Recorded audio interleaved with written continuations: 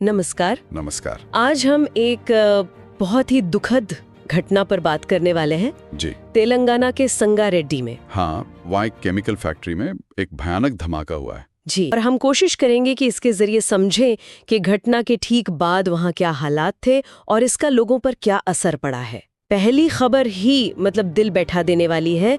सुनने में आ रहा है कि मरने वालों की संख्या 34 तक पहुँच गई है। हाँ, 34 रिपोर्ट यही बता रही है, और इसमें भी 31 शव तो सीधे मलबे से निकाले गए हैं। ओह जी, और 3 लोगों की मौत अस्पताल में हुई इलाज के दौरान। ये आंकड़ा तो बहुत ही ज्यादा है। बहुत ज्यादा। और घटना स्थल पर जाहिर है अभी भी काम चल रहा होगा बचाव का। बिल्कुल, राहत और बचाव का काम जारी है। रिपोर्ट में यह भी है कि तेलंगाना के मुख्यमंत्री रेवंत रेड्डी वो खुद मौके पर गए थे। अच्छा। हाँ, उन्होंने स्थिति का जायजा लिया है, तो प्रशासन की तरफ से तो गंभीरता दिख रही है। लेकिन ये तस्वीरें जो हैं या जो वर्णन है उससे साफ है कि नुकसान बहुत बहुत बड़ा है। हाँ, और ये बचाव कार्य भी आसान नहीं है। जो वीडियो अंश से समझ आ रहा है, धमाका इतना जबरदस्त था कि मलबा बहुत बड़े इलाके में फैला हुआ है। फैक्ट्री की दीवारें, उनके टुकड़े दूर दूर तक मिले हैं। बाप रे। तो एक तो मलबा हटाने में ही मुश्किल है, फिर ये डर भी है कि शायद अब भी कुछ लोग फंसे हो नीचे। हाँ, ये आशंका तो बनी रहेगी। और ऊपर से केमिकल फैक्ट्री का मलबा, उसमें काम करना अपने आप में एक अलग जोखिम है। बिल्कुल। अच्छा, ये तो हुई बचाव कार्य की बात, लेकिन सबसे बड़ा सवाल, धमाका हुआ क्यों?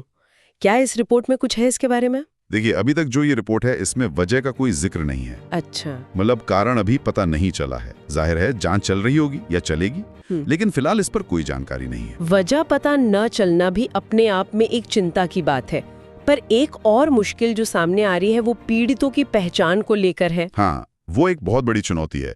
रिपोर्ट यही बता रही है कि धमाका इतना भीषण था कि शवों की पहचान करना भी मुश्किल हो गया है। तो अब पहचान के लिए डीएनए टेस्टिंग का सहारा लेना पड़ रहा है। DNA testing? जी, जो लोग लापता हैं उनके परिवार वालों के डीएनए सैंपल लिए जा रहे हैं, ताकि जो अवशेष मिल रहे हैं मलबे से, उनसे उनका मिलान किया जा सके। आप सोच सकती हैं कि कितनी मुश्किल प्रक्रिया है, भावनात्मक रूप से भी। बिल्कुल बिल्कुल, ये तो बहुत ही मार्मिक स्थिति है। रिपोर्ट में एक परिवार वाले का जिक्र भी है, मुरली कृष्णा। हाँ, वो बता रहे हैं कि उनके बहनोई सुबह 6 बजे की शिफ्ट में आए थे फैक्ट्री जी, और तब से लापता है, कोई खबर नहीं। वो बेचारे अस्पतालों के घटनास्थल के चक्कर लगा रहे हैं और उन्हें कुछ पता नहीं चल पा रहा। कुछ नहीं।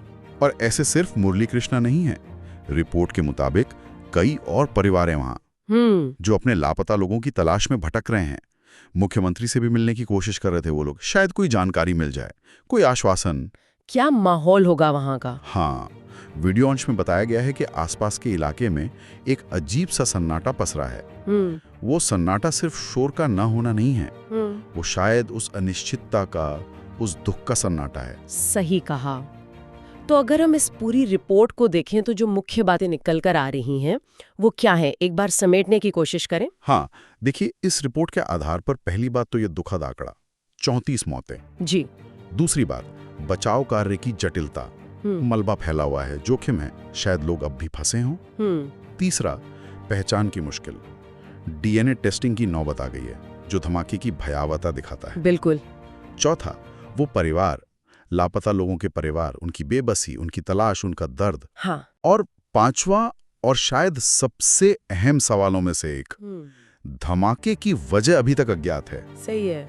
ये सारे बिंदु बहुत अहम है और इसी रिपोर्ट के आधार पर सोचते हुए एक बात मेरे मन में आ रही है कि जब किसी हादसे की वजह ही पता ना हो, जब ये तक ना पता हो कि जो लोग लापता हैं वो कहाँ हैं, किस हाल में है, तो उन परिवारों के लिए ये इंतजार और ये अनिश्चितता, ये कितनी मुश्किल होगी। हाँ, ये दौर बहुत कठिन होता है। कितना लंबा खींचेगा ये दौर पता नहीं। शायद आने वाले दिनों में कुछ जवाब मिले। उम्मीद तो यही है, लेकिन तब तक ये वाकई एक बहुत भारी समय है उन सब लोगों के लिए जो इससे प्रभावित हुए।